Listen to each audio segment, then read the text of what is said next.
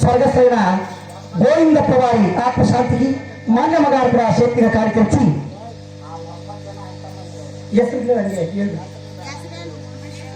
తొమ్మిది జనాలు దమ్ములు ఆకర్షణలో చెప్పి ఈ చలనపుత్రులు భూలోకి విడిచి దేవలోకి చేరుకున్నారని కలసి కుమారుడైన మన గోవిందప్ప వారి ఆత్మశాంతికి ఈ చలనపుత్రులు ఆ రీతిగా పొగుడుతున్నామంటే అందముళ్ళు అందరికీ సేరి ఈ చలనపుడు ఆ రీతిగా పొగుడుతున్నామంటే స్పందన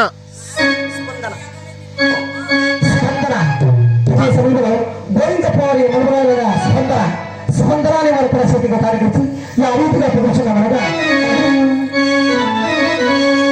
శక్తి స్వర్గతే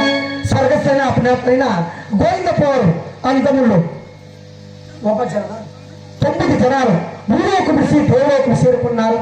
ఆ భూలోకి విడిచి దేవలోకి చేరుకున్న పుణ్యాత్ముడికి ఈ చలనపతిలో మాన్యమ్మ గారు కూడా శక్తిగా కాడిగిచ్చి ఈ చలనపతిలో పేరుగా పొడిచినారు. ఆ 9 జనాలు కూడా వైకుంఠంలో సల్లగా ఉండాలి. శ్రీమద్రమారమణ